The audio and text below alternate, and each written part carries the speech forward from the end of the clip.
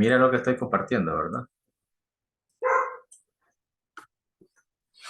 Es el material que yo... Sí, profe. Ok, es el mismo material que usted tiene. Sí. Ahí me disculpa por las mascotitas que tengo aquí a la par. Son bien necias. No, no hay problema. Del vecino. Bueno, tomando en consideración la sugerencia que me dijo hoy de ir haciendo énfasis en el tema, vamos a desarrollarlo de esa forma, ¿verdad? Entonces, le dije que me disculpara por eso, ¿verdad? Ok, entonces tenemos el desarrollo de la temática sería titularidad del ejercicio de la acción penal, clasificación de los delitos según el tipo de acción, excepción, extinción de la acción penal, acusación y querella, requisitos y diferencias, básicamente, ¿verdad? La mediación, la prescindencia de la acción penal, el acuerdo, la suspensión condicional de la persecución penal y del ejercicio de la acción penal. ¿Ya? Entonces, si ha leído un poco al respecto, se ha dado cuenta de la importancia del tema, ¿verdad? En algunos momentos se utiliza el asunto de la prescindencia y de la suspensión, o también usamos el acuerdo o la mediación. Entonces preguntaría uno, la diferencia entre mediación y acuerdo. Bueno, ya la vamos a ir conociendo poco a poco, ¿verdad? En el tema se habla al respecto. Se toma un poco el asunto del derecho penal, porque tenemos que saber la clasificación de los delitos. Obviamente que no vamos a entrar en detalle con respecto al asunto del derecho penal, pero le hago ese tipo de mención porque es importante conocer los delitos de acción pública, los delitos privados, los delitos menos graves, los delitos leves, etcétera, ¿verdad? Las faltas, inclusive. Entonces, y los delitos de acción privada.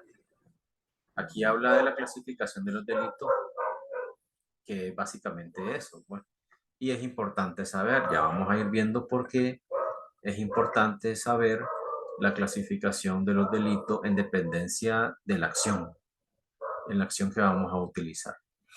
Entonces, en cuanto a la titularidad, ¿quiénes tienen la acción penal? ¿Quiénes las pueden ejercer? En principio, si nos vamos a la parte institucional, el Ministerio Público, ¿verdad? Lo puede hacer de oficio. El Ministerio Público lo hace de oficio en delitos que tienen, en el cual ellos tienen la facultad de hacerlo, como lo dice ahí en los delitos de acción pública. Pero lo interesante aquí es cómo distingo yo cuando el Ministerio Público tiene la oficiosidad y cuando no. Bueno, va a ir en dependencia de la edad. En dependencia de la edad, usted va a saber si el Ministerio Público puede o no puede actuar en ese tipo de delitos. Pero también en el tipo de delito que estemos tratando.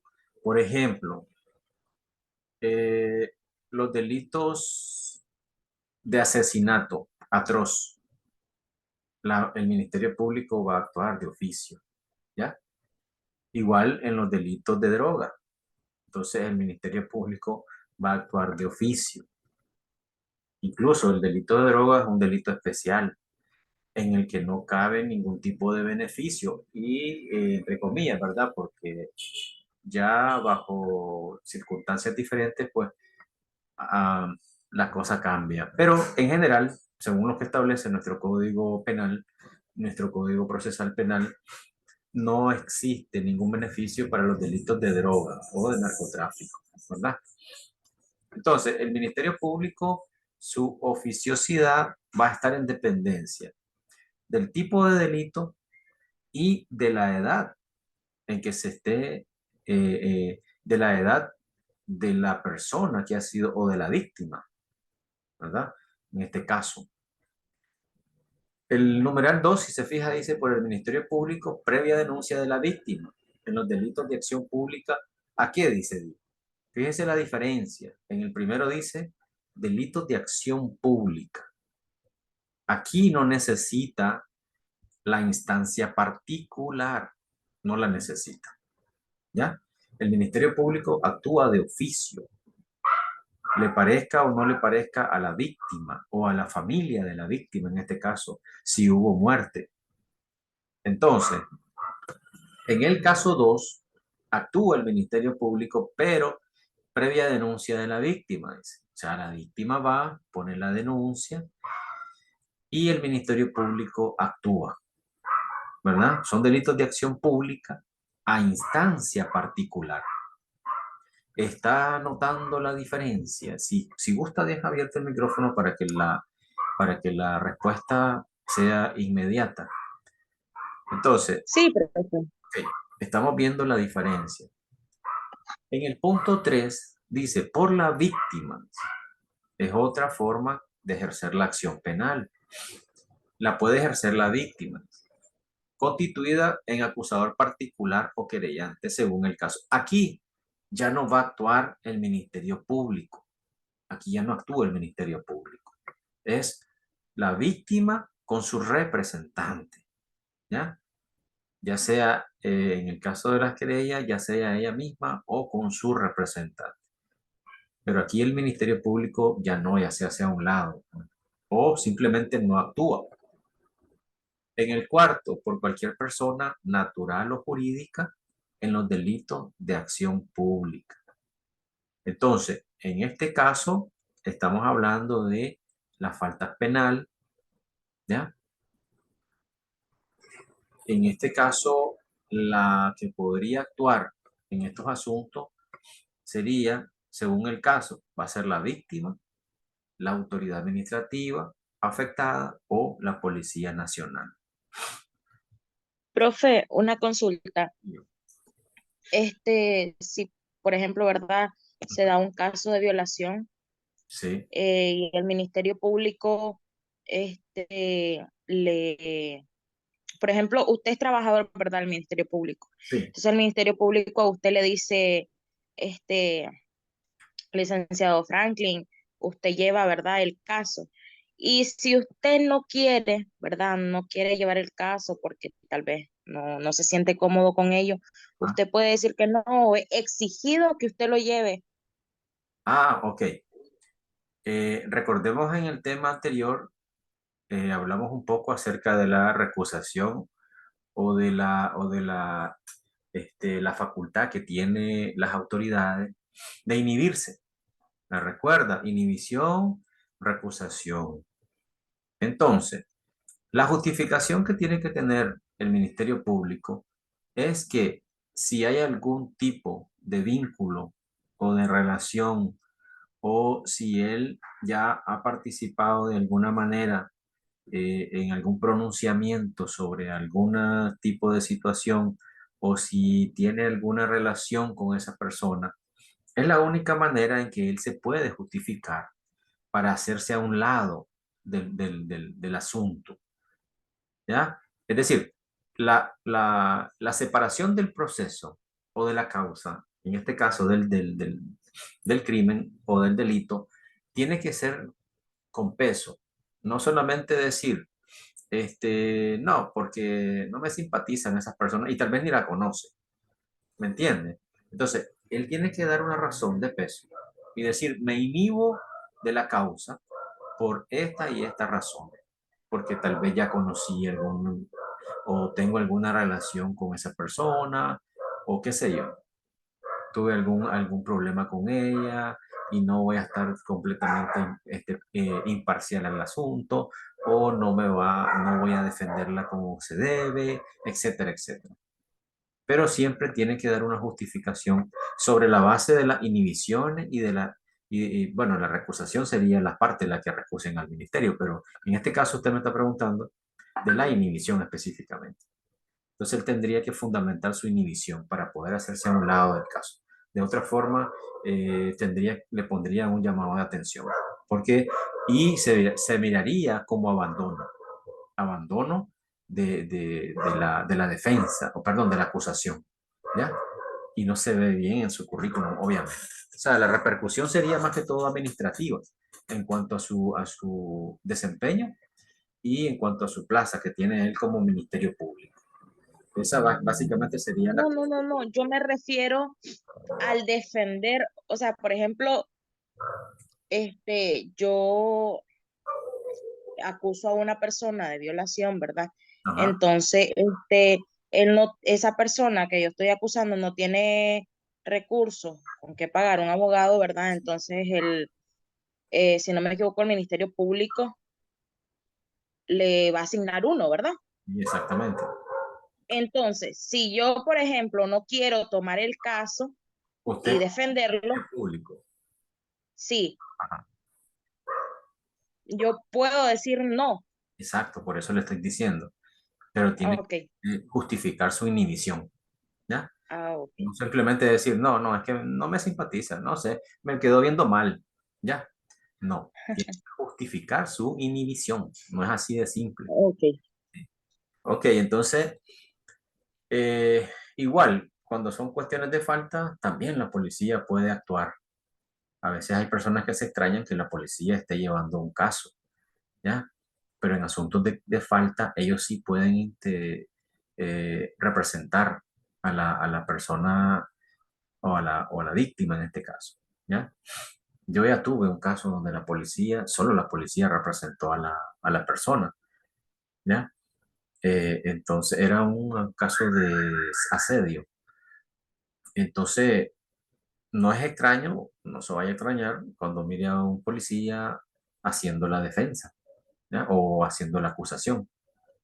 Sí pueden hacerlo, pero en estos casos especiales de faltas penales, ¿ya? Como el asedio, por ejemplo. Y entonces dice al final la acción civil por los daños y perjuicios provocados por el hecho que, bueno, en este caso, personas que se dicen, ¿cómo es eso de que estamos en sede penal y se pueden reclamar asuntos civiles? Pues si lo establece el Código Procesal Penal.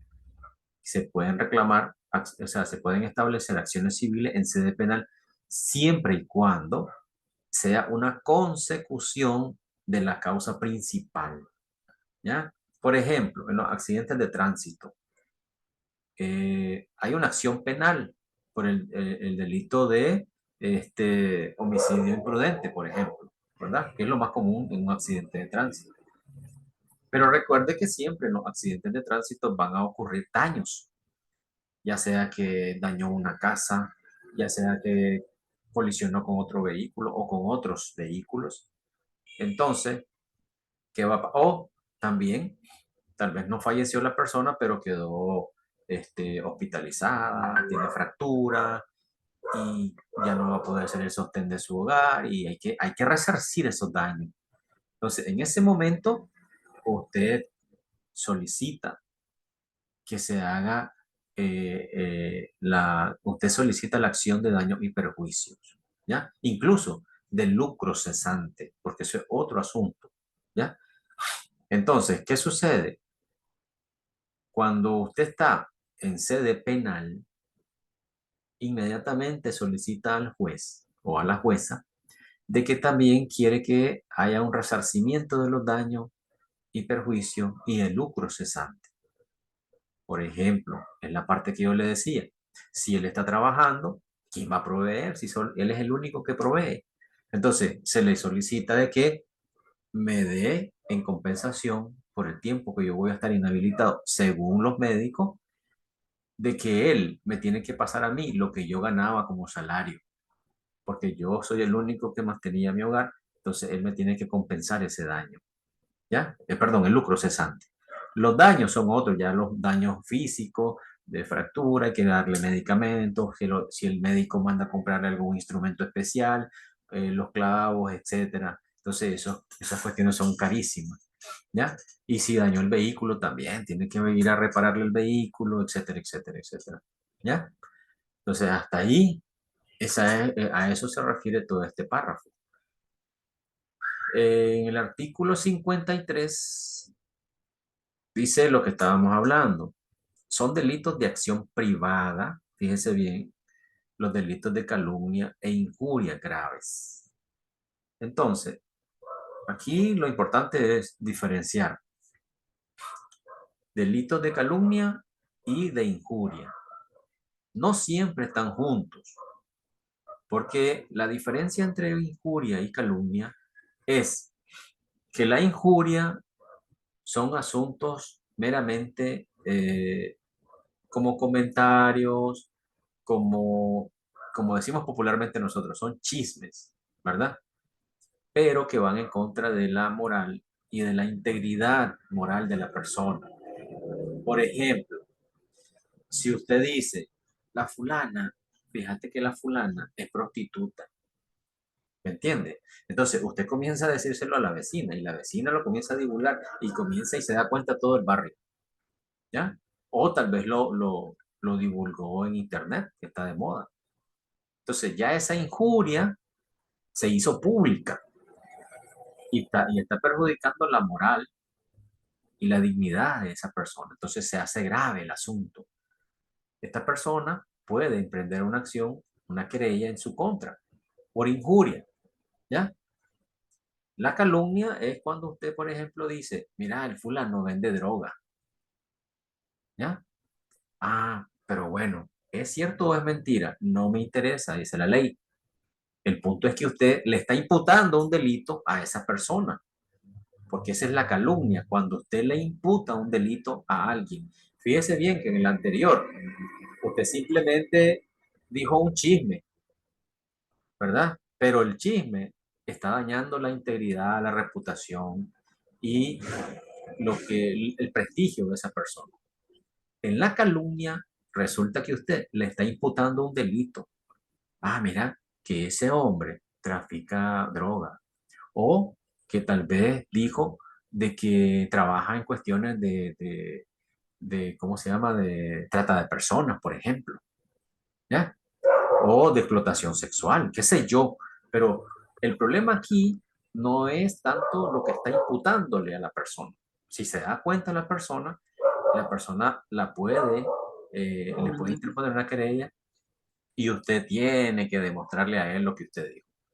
No es él el que está obligado a hacerlo, es usted la que tiene que probarle a él. ¿Ya? Esa es la diferencia entre una y otra cosa.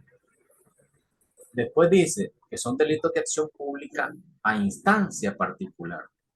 Los delitos de violación, que es el que me estaba mencionando. Cuando la víctima dice sea mayor de 18 años. ¿Ya? Entonces, ¿qué sucede? Le decían al inicio, tiene que ver con la edad, ¿verdad? Tiene que ver con la edad. Si se fija, a instancia particular tiene que ser de 18 años a más. ¿Para qué? Para que el Ministerio Público ingrese en este asunto, esta persona, la víctima o el familiar de la víctima, va a ir a poner la denuncia ante el Ministerio Público. ¿Ya? Entonces, el Ministerio Público actúa porque ya tiene más de 18 años. Si es menor de 18, el Ministerio Público tiene la oficiosidad en sus manos. Va a actuar, aunque la familia actúe o no actúe, ellos van a actuar. Con el simple hecho de que algún vecino, algún conocido de la familia se dé cuenta de que está pasando algo raro ahí con el niño, con la niña, ellos van a actuar de oficio. Me explico, ¿verdad? La diferencia. En Sí. ese caso, ellos no van a esperar que el familiar vaya, no, no van a esperar eso. Ellos van a hacer y van a actuar. Simplemente van a llegar con la denuncia, con la acusación y se llevan a quien se tenga que llevar, como sospechoso, como lo que sea, como acusado, pero se lo llevan, punto, en ese caso. Pero en este caso, ellos tienen que esperar que la familia actúe. Si no, ellos dicen, no, nosotros no podemos hacer nada, porque es la familia que tiene que venir a poner la denuncia y nosotros, Sí, es mayor de edad. y es mayor de 18 años, ¿ya? En ese caso, si no, ellos no pueden actuar de ninguna forma, ¿ya? Entonces, ya como que aquí tiene que ver mucho, A ver, me enredé un poco. eh, Si es mayor de edad, el, ellos ajá, no pueden actuar, no, ¿verdad? Ellos no, tienen de que esperar oficio, hasta que sí, dígame, dígame, ellos actúan de oficio. sí, no, si es mayor de edad, de 18, mejor dicho, de 18, ellos no pueden actuar de oficio, ¿ya? Ok, Hasta que le llegue la denuncia de la familia, de un conocido, qué sé yo, ¿ya? o de la misma persona. O de la misma víctima, Ok. cuando ese es el caso, ¿no?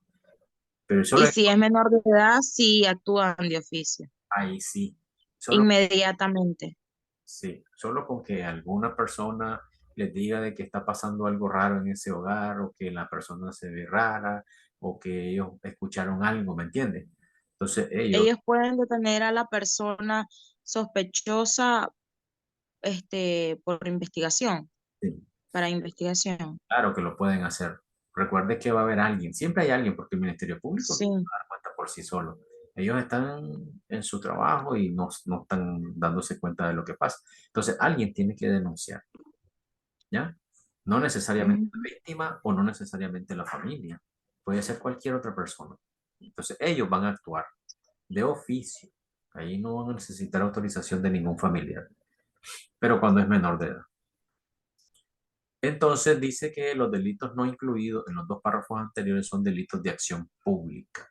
Es decir, todo el resto que no está incluido ahí son delitos de acción pública, ¿ya? Entonces, por ejemplo, el asesinato atroz, la droga, asuntos ya de tentativa de homicidio, qué sé yo. Todo eso ya son delitos de acción pública. Daños a la propiedad estatal, qué sé yo, cualquier cosa que usted haga algún daño a la propiedad estatal, también son delitos de acción pública en los que va a proceder la Procuraduría, la Fiscalía, ¿ya? Por ejemplo, hay casos donde han habido personas que han querido falsificar documentos públicos, por ejemplo, certificados de nacimiento, falsifican sentencias para inscribir a una persona eh, y conseguirle una certificación de nacimiento ilícita. Entonces, en este caso, la Procuraduría y la Fiscalía investigan el caso y ellos actúan de oficio en estos casos y son delitos de acción pública, ¿ya? Entonces, ahí tienen las dos cosas, son de oficio y son delitos de acción pública. ¿Quiénes son sus colaboradores en este caso? Las personas de las instituciones específicamente, el registro de las personas, porque ellos son los que les informan si ven algo sospechosa en la sentencia, tal vez que ellos, porque ellos tienen ¿cómo se llama? Un registro de las firmas en digital. Entonces, ese sistema más o menos detecta de que la firma sea parecida. Y si no lo da positivo, entonces mandan a notificar a la policía y la policía llega a hacer las periciales y pues determinan de que efectivamente no fueron ellos, pues, o no fue el juez que firmó. Entonces comienza la investigación de oficio. Si se fijan, ahí no hay ningún particular, ningún ciudadano haciendo denuncia. Es un delito de oficio que está actuándose ahí y es de acción pública, meramente de acción pública. De igual forma sería el delito de vandalismo, ¿no? Si tal vez llegan a grafitear algún muro de alguna institución pública. Exactamente. Sí se puede también, o si destruyen algo, qué sé yo, cualquier cosa que sea en contra de la institución, ¿ya? Se Ok. considera delitos de acción pública, ¿ya? Ok, intervención de oficio, pues eso es lo que hemos estado hablando hasta el momento en los delitos de acción pública a instancia particular si la víctima es menor de 18 años de edad, eso es lo que estábamos hablando. Incapaz Ujú. o carece de representante legal, dice. El Ministerio Público podrá intervenir de oficio. ¿Cuándo? ¿Cuándo? Uno, cuando cuando el delito sea cometido por uno de sus parientes dentro del cuarto grado de consanguinidad o segundo de afinidad o por su representante. Cuando dice representante legal, estamos hablando del tutor, estamos hablando de un albacea incluso, ¿verdad? Ese tipo de personas que jurídicamente son representantes legales. Y dos, cuando exista conflicto de intereses de estos con la víctima. ¿Sí? No sé, tal vez podría suceder en aquel conflicto eh, en el que una herencia causa conflictos graves, ¿ya? O tal vez puede ser de que, no sé, algún fideicomiso, no necesariamente una herencia, sino que un fideicomiso. Entonces, podría causar un tipo de interés entre la víctima y el victimario. Entonces, en estos casos, el Ministerio Público puede actuar de oficio, ¿ya? Y dice que también podrá ejercer la acción civil, pero ya habíamos hablado, ¿verdad? Siempre y cuando exista una posibilidad de poder emprender una acción civil. Siempre que hayan daños, siempre que hayan daños, perjuicios y lucro cesante, va a poder emprender la acción civil, ¿ya? Pero entre una cosa y la otra, porque son tres, porque a veces hay personas que dicen daños y perjuicios. Entonces le preguntan los jueces, ¿y cuál es el daño y cuál es el perjuicio? Entonces ahí es donde se enredan a la hora de tratar de aclararle a los jueces cuál es el daño y cuál es el perjuicio, ¿ya? Entonces hay que tener mucho cuidado. Eso se mira más que todo en asuntos de derecho civil, ¿ya? Y hay que dominar esa parte de distinguir, porque el lucro cesante es fácil porque simplemente yo digo, mira, yo hacía esto, ahora no voy a poder trabajar en esto y yo ganaba tanto o generaba tanto en ese negocio. Entonces, ¿qué voy a dejar de percibir? Ese es el lucro cesante, lo que voy a dejar de percibir. Entonces me vas a dar tanto mensual, porque yo eso es mi estimado de lo que yo hacía mensual, ¿ya? El daño, bueno, podría ser que me deterioró la casa, me deterioró el vehículo, ¿ya? Y el perjuicio puede ser moral, ¿ya? Puede ser un perjuicio físico en mi persona. Me perjudicaste en esto, en el otro, ¿ya? Entonces, ahí y después el problema viene cuando hay que cuantificarle al juez el daño y el perjuicio, ¿ya? Entonces ahí hay que tener mucho cuidado con eso, pero ya eso es una parte meramente civil. Sí tenemos que tener en cuenta de que en el sede penal se puede emprender la acción civil en cuanto a daños y perjuicios y el lucro cesante, inclusive, ¿verdad? No solamente el daño y perjuicio. Porque yo he tenido negociaciones en lo penal donde nos están pidiendo de que el muchacho ganaba tanto mensual o la persona ganaba tanto mensual, ¿ya? Y que necesitan que le demos para compensar el gasto que no va a poder tener él, pero tiene que ver algo. ¿Qué miraría en este caso en una negociación? ¿Qué tomaría en consideración? A ver, Perdón, no comprendí. le dicen en la negociación, mira, pero tenés que compensarnos y cuánto nos vas a dar, porque él trabaja en tal empresa y gana 20.000 córdobas mensual. Va a estar, según los médicos, por lo menos va a estar en reposo, tal vez por fracturas, qué sé yo, en recuperación y todo, unos 4 meses. ¿Ya? Pero ¿qué tomaríamos en consideración para ese punto? Sí entendió la pregunta, ¿verdad? Está en una negociación, obviamente, pero le están pidiendo dinero porque él va a estar sin trabajar y él ganaba 20.000 córdobas y no lo va a seguir recibiendo. ¿Eso es cierto o es mentira? Vamos, voy a cerrar y al regreso me da la respuesta. Es un, Ok, es un planteamiento nada más de caso, ¿verdad?